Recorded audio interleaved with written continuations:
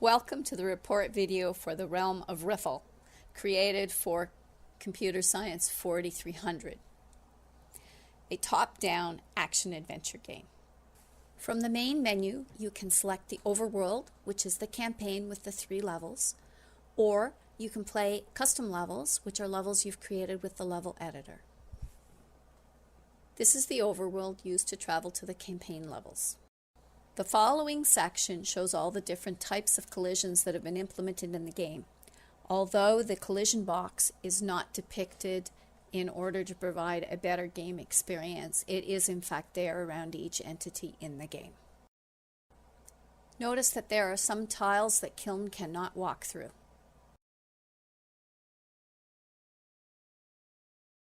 Stepping off the tiles, Kiln falls to his death.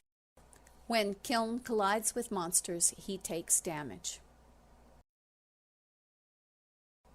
Tiles that block Kiln are also tiles that block the monsters. Notice that the monster cannot move through the water. There are tiles that block vision. Notice that when Kiln crosses into the section, the monsters attack him, and when he leaves, they lose interest. Kiln takes damage when he's hit by a monster's arrow. Monsters also take damage when they're hit by Kiln's arrows.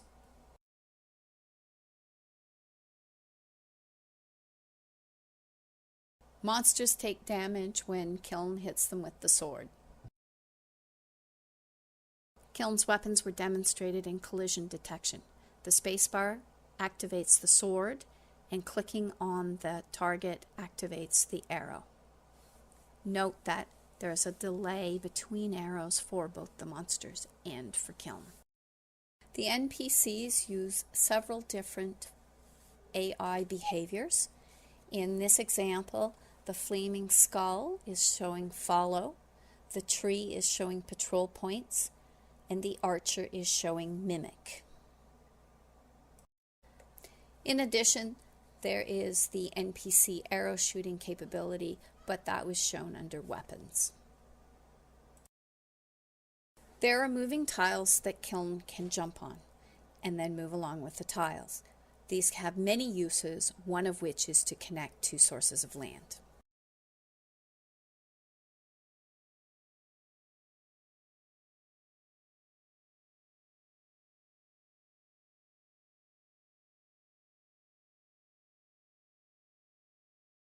The screen displays several key features. In the upper left-hand corner is the number of lives that Kiln has left.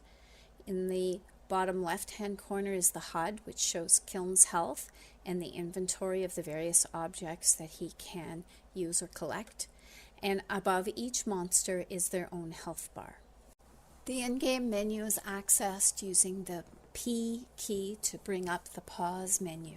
From the in-game menu, you can access the majority of the status effects and most of the options that can be changed during the game. With the speed potion, Kiln can zip across the screen. The strength potion doubles Kiln's strength. Monsters are slowly killed when struck with a poison-tipped sword. The main gameplay scene keys can be remapped in the menu function Change Hotkey.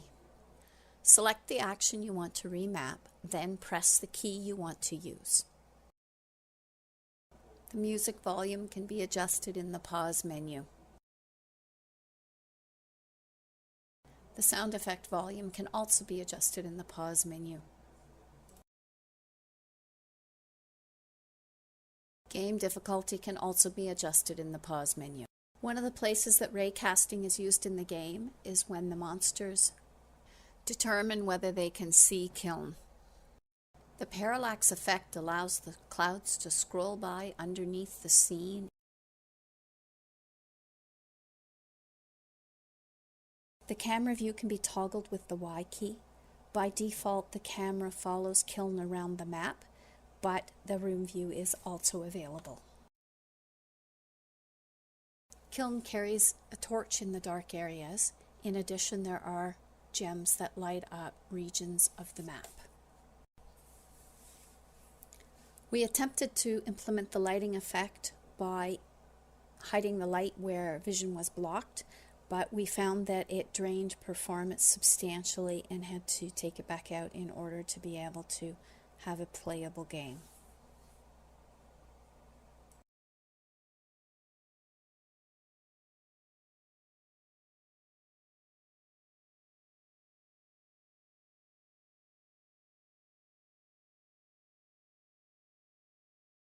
This is the level editor that was used to create all of the levels in the game, and it can also be used to create custom levels. The palette for the entities is in the upper left-hand corner.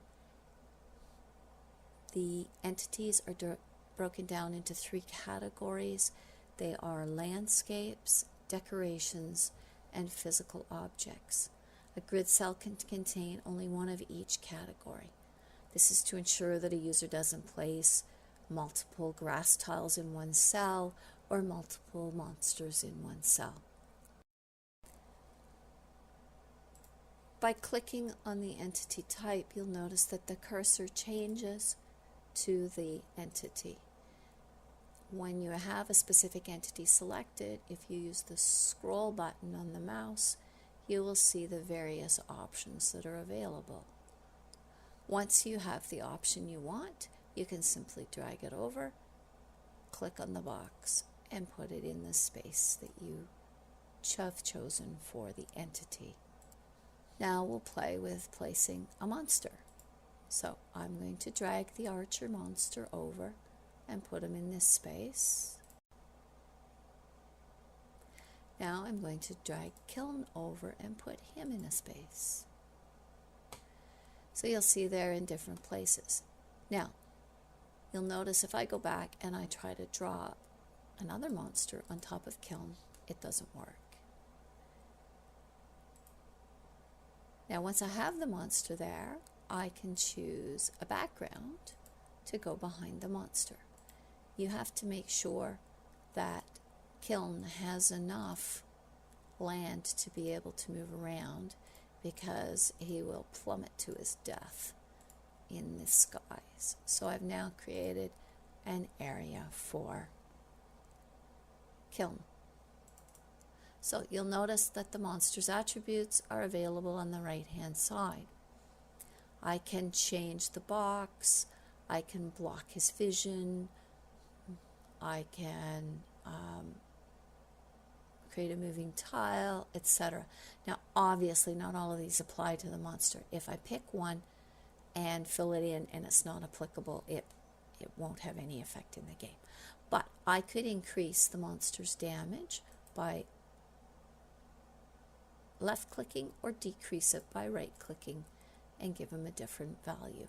I could also decrease his health. I could turn him into a boss. All of these options are available. When I have completed my screen, I can click on P to save and play, and it shows me what will happen. Now, because I didn't take any action, Kiln has died.